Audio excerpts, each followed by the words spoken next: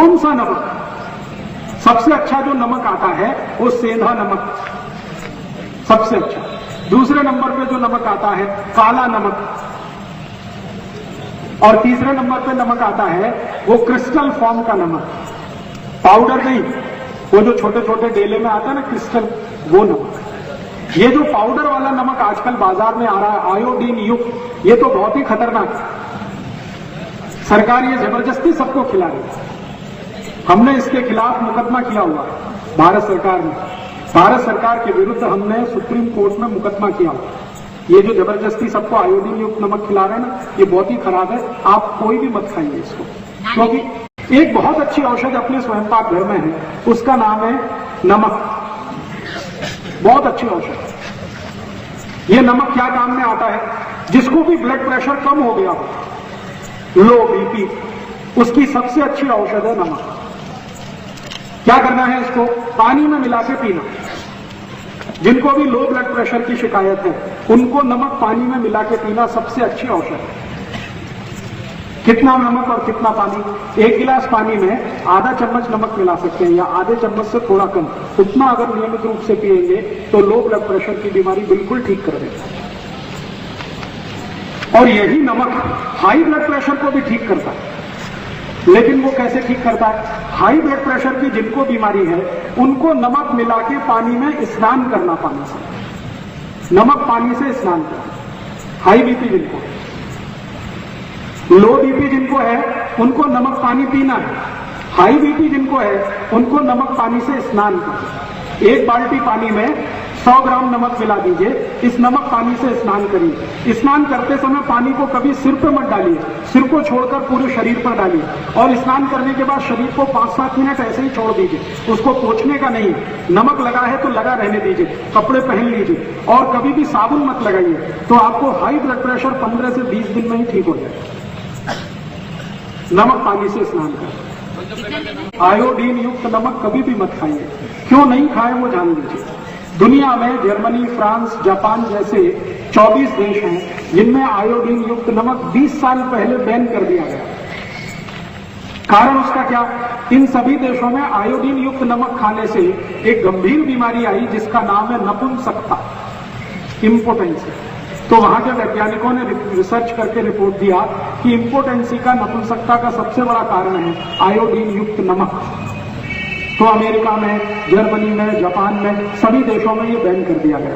फिर वहां का ये नमक भारत आ गया और भारत में सबको जबरदस्ती खिला रहे। तो हमने मुकदमा किया है सरकार के खिलाफ।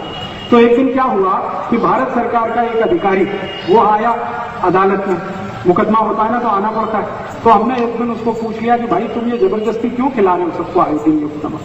तो उसने कहा राजीव भाई बात ऐसी है कि हमारी भारत सरकार का फैमिली प्लानिंग फेल हो गया और जनसंख्या बहुत बढ़ गई, तो हम सबको जबरदस्ती आयोडीन युक्त नमक खिलाए।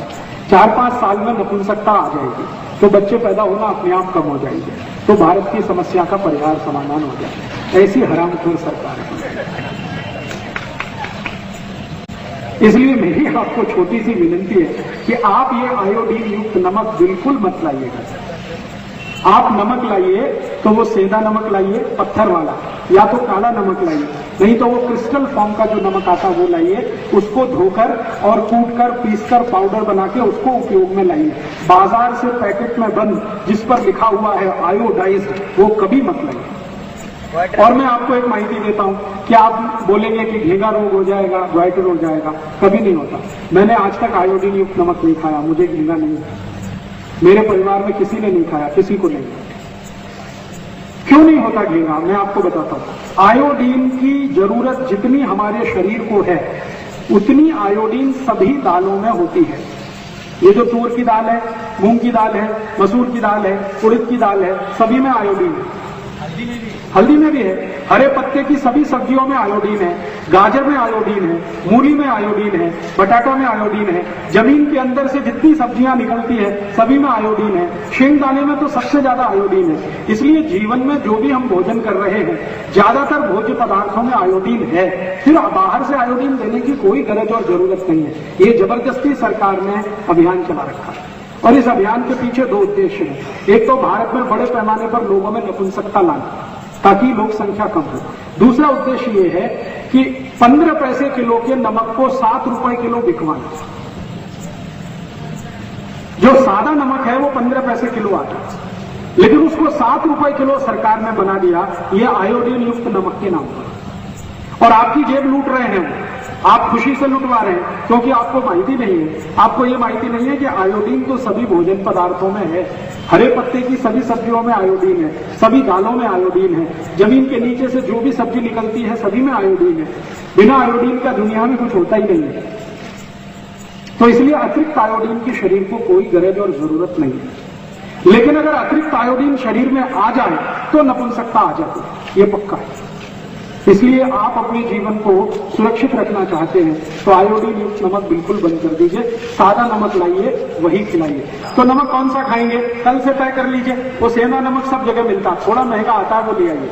और एक नमक आता है पाकिस्तानी नमक नाम से मिलता है, लाहौरी नमक के नाम से मिलता है, वो भी अच्छा है। नहीं तो वो क्रिस्टल फॉर्म का डेले वाला नमक वो सब गाँव में मिलता है, वो लाइए, उसी का उपयोग करें। आयुर्वेद में वाघभट्ट संहिता में एक सूत्र है हाई ब्लड प्रेशर के लिए और लो ब्लड प्रेशर के लिए संस्कृत में।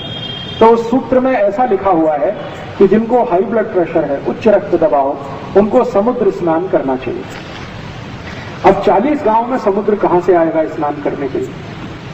तो इसलिए मैंने आपको सरल करके बता दिया कि आप पानी को जब स्नान कर रहे हैं तो उसमें नमक मिला दीजिए, समुद्र तैयार हो गया। समुद्र का माने है नमक का पानी। तो बाल्टी